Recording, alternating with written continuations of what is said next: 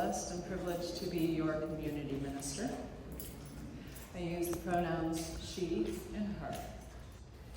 We have just a couple of announcements this morning before we get started.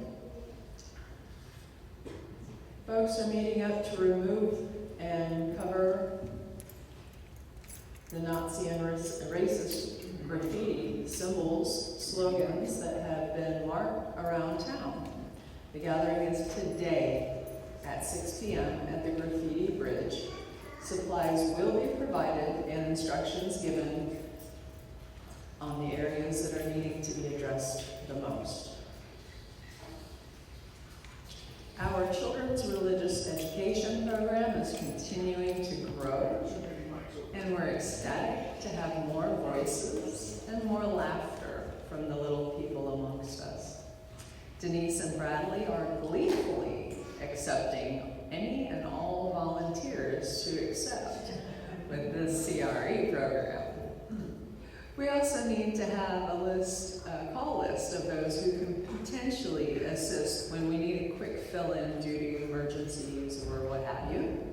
If you or someone you know would be interested, please contact Denise or Bradley. There will be a volunteer meeting held later on for those who may be interested, and we'll try and work around everybody's scheduling needs. And the last one is one very near and dear to my heart and several of us here in our community. Unitarian Universalist Women's Spirit is a biannual women's retreat at the Mountain. It's literally called the Mountain. And it is an associated retreat and learning center built on and around Unitarian Universalist values. I do believe we have a flyer on the bulletin board. If we don't, it'll be there later today. It's a very interesting program this fall. It is the first week of October, and we always have such a great time. And it's also the beginning of fall up there, so the leaves are gorgeous. So there's another reason to come.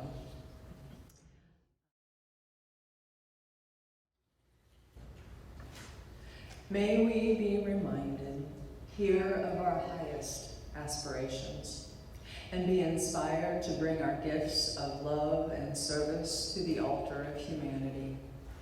May we know once again that we are not isolated beings, but connected in mystery and in miracle to the universe, to this community, and to each other.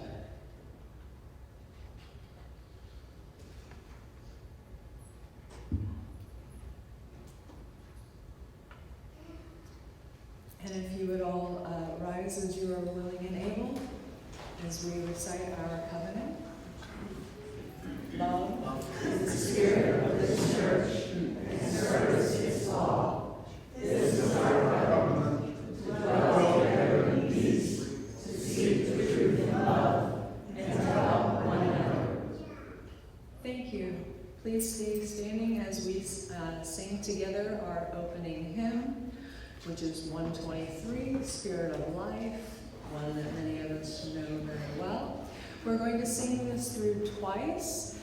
Give us just a moment while we have the choir come on up to guide us.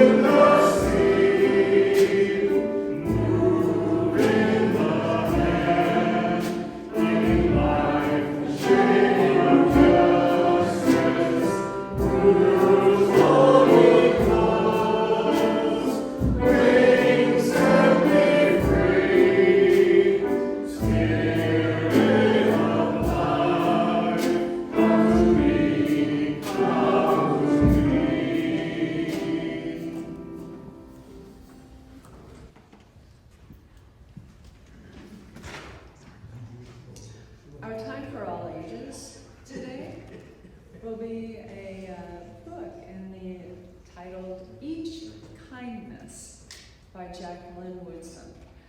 We are going to watch a video with the book on it.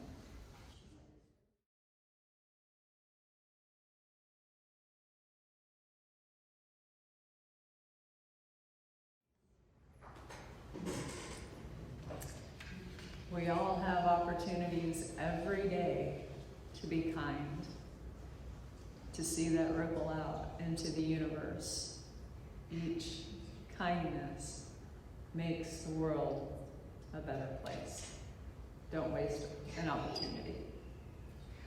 Help me in singing our children out.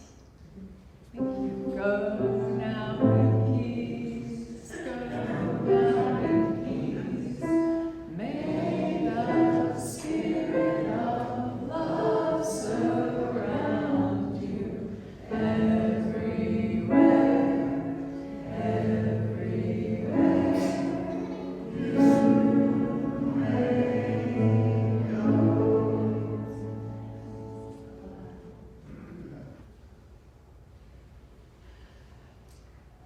Our church is supported by your gifts, and we are grateful for them.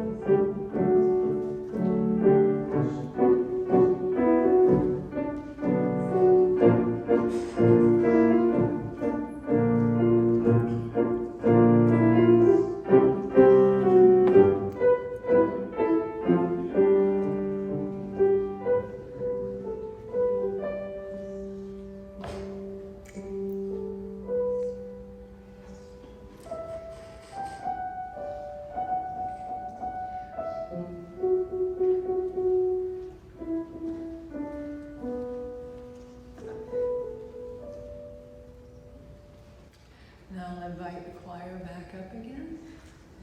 And please feel free to stay seated as we sing our meditation hymn in our gray hymnal, number 95. There is more love somewhere. The first verse will be solo.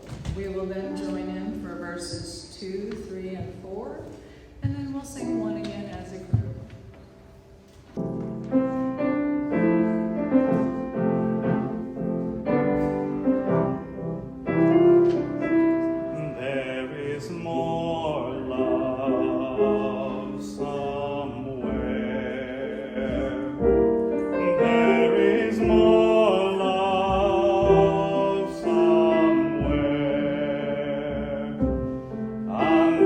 Keep on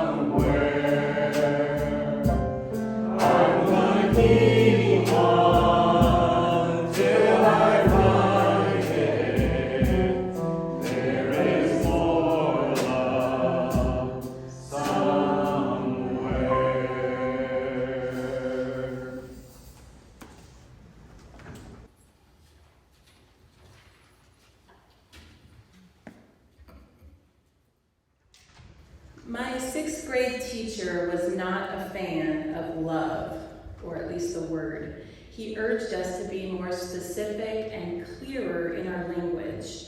Love is an overused word, he said. We can love ice cream, love our favorite song, love a certain color, and this is the same word we use to describe our feelings about the people who are nearest and dearest to us.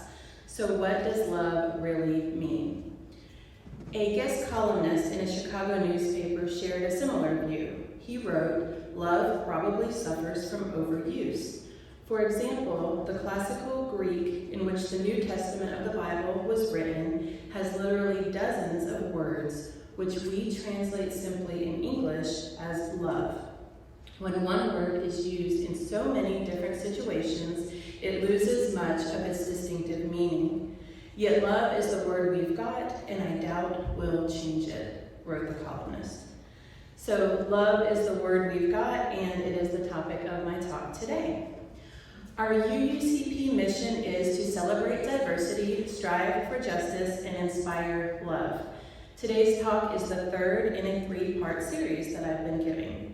Over the summer, I've explored threats and opportunities for us as UUs to celebrate diversity and strive for justice. Now we come to inspire love, the third line in our church mission statement. With all of the strains and heartaches that we have collectively and individually endured recently, it is worthwhile to consider the topic of inspiring love and nurturing more love in our congregation and beyond. So today I will identify different conceptions of love. I will consider what is involved in promoting and fostering love, and we'll discuss love as an essential moral and spiritual value for UUs. As I mentioned earlier, the Greeks had multiple words for love. Ancient Greeks studied love and denoted each type with a distinctive Greek name. In the Greek tradition, the 8 types of love are, pardon my pronunciation, I have studied how to say these correctly, hopefully I'll do a good job. Philia, affectionate love, number 1. Pragma, 2, enduring love. 3, storge, familial love. 4, eros, romantic love. 5, ludus, playful love. 6, mania, obsessive love. 7, philotia, self-love. And 8, agape, selfless love. For the purposes of this talk, I will spend just a little time on 4 of these types of love: philia, storge, agape, and philotia, and their application in our community. We're all probably familiar with the saying that love is the only thing you get more of by giving it away. While love and care can arise spontaneously, love can be deepened and nurtured through investment in the various types of relationships that I will be addressing. Philia is non-romantic affectionate love that is epitomized by true friendship. According to one definition, philia occurs when both people share the same values and respect each other. We demonstrate philia love when we engage in deep conversation, demonstrate trustworthiness and openness, express thanks, and help each other through difficult times. Here at UUCP, we see philia on display during our coffee hour socializing, when we lend a hand and follow through on what we commit to. We call, check in with each other, send a card, go out to lunch, visit, or share a ride. Storge is familiar love, such as that between family members or lifelong friends. As a church, we count family groups among our congregants, as well as chosen family members and people who have known each other for decades. Storge is defined as an infinite love built upon acceptance and deep emotional connection. Memories are the catalyst for storge love. Shared memories and experiences foster long-lasting bonds and increase the value of relationships. We build storge love when we practice forgiveness and acceptance, give our time, revisit our shared memories, and create new memories together. Storge is embodied when we tell stories about our treasured items, or places like Bill did this morning in reference to the garden and the Bolivants and Butcher families and their contributions. Or when we talk about this podium, as Penny did last week, I think it was Penny, which was made by Leo Fulweiler, Flo Fulweiler's husband, who's Flo is our oldest living member of the church. The quilt of congregants' hands that we can't see behind me with the screen, but that we have on the wall, and the mirrored mosaic bearing our mission statement, which hangs in the lobby, which was the brainchild of Kate Wolverton, who gives so many beautiful things to our congregation. Storge is also embodied in communal activities like work days and potlucks or marching together in the MLK parade. Agape is selfless love and is considered the highest form of love. Agape can also be identified as an empathic attitude and unconditional love. According to one definition, agape is given without any expectations of receiving anything in return. Offering agape is a decision to spread love in any circumstances. We demonstrate agape when we focus on the good of humanity and the earth, and when we give our time, talents, or treasure to charitable causes. At UUCP, this includes mutual aid and volunteering with the church or in the community. Agape looks like our manna food collections and other seasonal collections of coats, blankets, and personal items. And I imagine that we'd reach into the thousands if we added up all the hours that members and friends of UUCP spend regularly in support of an array of organizations, such as women's issues, children's issues, education and literacy, arts and culture, civic organizations, environmental causes, animals, and more. Philotia is self-love or self-compassion. To elaborate, Philotia is a healthy form of love when you recognize your self-worth and your responsibility for your own well-being. Without good self-love, it becomes challenging to exemplify the outbound types of love that I described. A person can't offer what they don't have. The influential feminist and cultural critic Bell Hooks phrased it this way: one of the best guides in how to be self-loving is to give ourselves the love that we often dream about receiving from others. Philotia involves recognizing our worth. As you use our legacy of Philotia is exemplified in the summation of our faith attributed to the renowned theologian Thomas Starr King.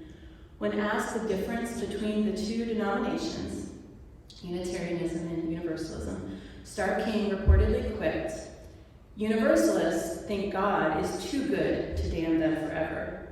Unitarians think they are too good to be damned forever." Philotia is embodied in our drive to create and reside in an environment that nurtures and sustains us, to spend time among people who support us, and to practice self-care with attention to our health and appropriate boundaries. Our lives may contain all of these types of love. For a balanced and fulfilling life, and for a healthy, thriving UU congregation, we would expect to have friendships, philia, familial type relationships, storge, selfless acts of love and commitment to a higher purpose, agape, and self-compassion, philotia, to balance our love for others with our love, care, and attention to ourselves and our needs. So how do we foster these types of love as we aspire to live out our UUCP mission? Having given it some thought as I've been developing this series, I see now that it would have made more sense for me to discuss love second in this lineup rather than third. In other words, I would have started the series with diversity, then moved to love, and finished up with justice. I say that because diversity and love are contributing factors for justice. So the concepts flow more naturally when we consider diversity first, love second, and justice third. But I did it the way that I did it, so here we go. Love, or its close relative empathy, provides the conditions for justice. Love and empathy are similar but different. Love is an emotion represented as attachment, connection, and attraction. Empathy, meanwhile, focuses on the tactical ways we connect with others. It incorporates 3 elements: honoring another's perspective, sitting with the person and their feelings, and finally taking supportive action, according to educator Sherilyn Leet. Love and empathy both require the courage to be open and vulnerable. Composer Joyce Poley expressed this idea in her song, When Our Heart is in a Holy Place, one of our well-known UU hymns. Poley writes, "When we see our faces in each other's eyes, then our heart is in a holy place. When we see our own humanity reflected back to us in others, when we see ourselves and other species as a part of us, a part of all of the interconnected web of life, we create and allow sacred space for their existence to flourish. Recall that agape love focuses on doing what is good for all." The presence of all of these types of love, along with empathy, increases the likelihood that justice and equity will exist within our relationships. Former UUA President Reverend Dr. Susan Frederick Gray put it like this: "If our justice work does not emerge from the moral and spiritual value of love, in the end, the work will reinforce practices of domination and violence, just in new forms. True justice and equity cannot exist where love and empathy are lacking." I'm a visual person, so as I considered this possibility, I pictured it in my mind, and I ended up illustrating the concept. I was inspired by graphics of forest ecosystems like this one. I actually looked this up and then thought about it and decided to do my own version. So I was going for relatability. This here is a photo of a common southeastern habitat, which is a longleaf pine forest, one of the most biodiverse habitats in North America. Diversity is present in all levels of this ecosystem and is integral to the health and sustainability of the habitat. Diversity and inclusion are depicted here by the double-sided purple arrows going in each direction. Love and empathy are the sustenance, the soil, nutrients, and the water, depicted here by rust-colored hearts. Justice and equity are nurtured and grow from this foundation, like the tall pines and longleaf species and other flora in the photo, depicted by green circles. Granted, this is not a scientific representation and an oversimplification of the elements necessary to foster a well-balanced society. But I am not the first person to draw a connection between love and justice. The philosopher and political activist Dr. Cornel West is well known for his statement, "Justice is what love looks like in public." Love is embodied as justice near and justice far. In 2017, in the early days of the Trump administration, the Pride Foundation published a column that drew on Dr. Cornel West's quote. The author wrote, "We must stand firm in our belief that every person deserves the opportunity to live openly and safely. Ultimately, all of the actions we take in moments like this to lift up our shared humanity will move us along the path toward justice, because they are fundamentally acts of unconditional love." The song we sang today, just prior to this message, as our meditation hymn, is called "There Is More Love Somewhere." The song is an African-American slavery-era hymn that, in the words of the UUA, reminds us that no matter what our personal circumstances, focusing on the healing potential of love helps us to go on. The song was later given the alternate title of Biko in honor of South African activist Stephen Bantu Biko, known as Biko, a medical student who founded the South African Student Organization in 1968 in response to the racist practices of the existing student association in apartheid South Africa at the time.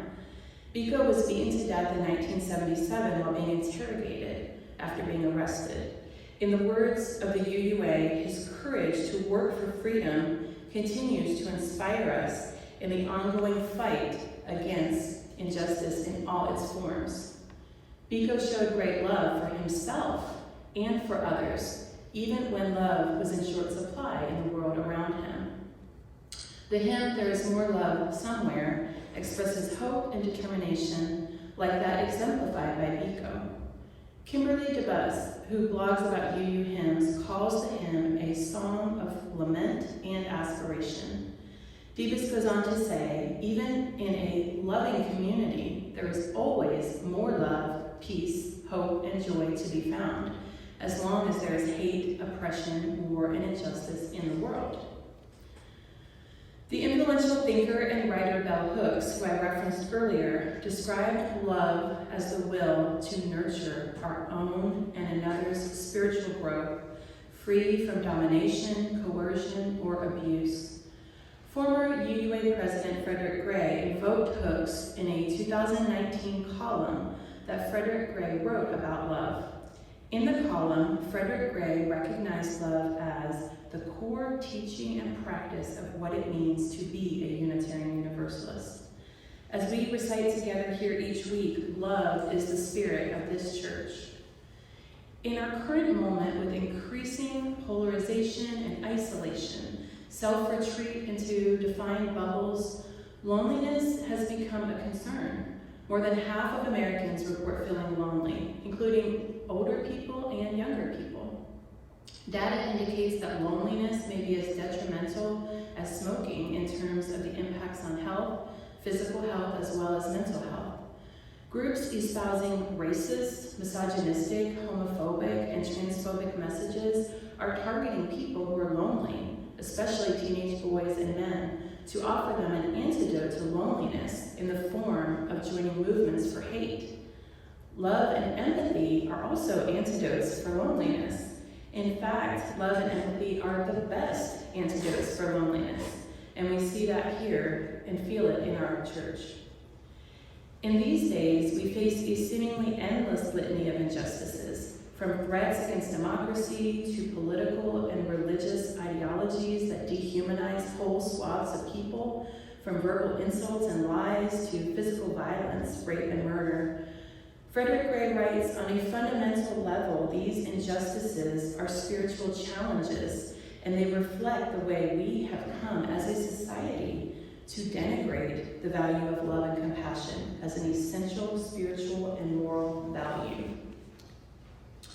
As UUs, we must continue to enshrine the value of love and compassion in our personal, public, civic, political, and spiritual lives, in all facets of who we are, individually and collectively. We do this here at church and in the community in many of the ways that I described earlier. We do this on a larger scale through collective efforts, such as the UU Side with Love campaign. Side with Love can be captured this way. With the goal of creating beloved community, the campaign pursues social change through advocacy, public witness, and speaking out in solidarity with those whose lives are publicly demeaned. Currently, the Side with Love campaign is working on a project that you may have seen in the media under the title of Stop Cop City. Cop City refers to an effort by the City of Atlanta to greatly increase militarization of the police force while building a mammoth, corporate-backed $90 million training complex on currently forested land. The Side with Love campaign is working alongside coalitions in Atlanta, actively collecting petitions for a citizens' referendum that would allow Atlanta voters to decide on the future of this project. An email message I recently received from the Stop Cop City campaign described it this way. Our power is in neighbors showing photos of their children, talking about their hopes for their schools. It is walking in to be greeted with a warm and familiar welcome and hearing, "Thank you, sis." The reason the city has erupted with activity to collect 70,000 signatures is simply a love that is rooted and cultivated in the legacy of struggles for justice won and lost on Southern soil. We know very well about struggles for justice won and lost on Southern soil. Many of us have been intimately involved in these various struggles. Here in this part of Florida, we are a small but mighty congregation. We have an incredible capacity to see our faces in each other's eyes and to show up in love and empathy. I have been moved time and again by the impact of this congregation as we go out into the world and live our values, creating ripples of love, kindness, and justice that far exceed our numbers. It makes sense for a congregation that vows to celebrate diversity, strive for justice, and inspire love. I will close with more words from Reverend Dr. Susan Frederick Gray. To be a faith of action with love as our doctrine doesn't mean we live it perfectly, but it does mean we are called again and again to learn, to make amends, to restore relationship, to choose love.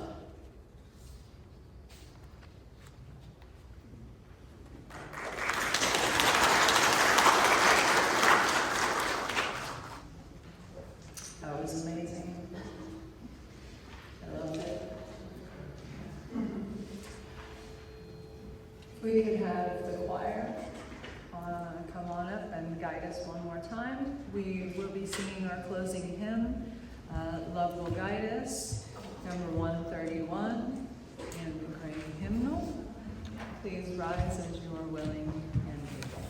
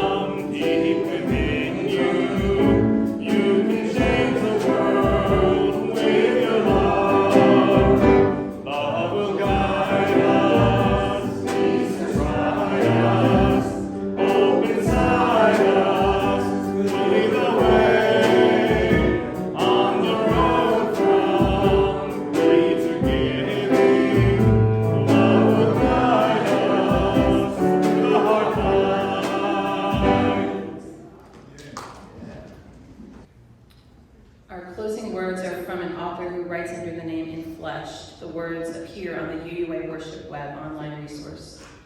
Love cannot be bought or sold. It does not make a profit. Love does not hide from truth. Love dives deep.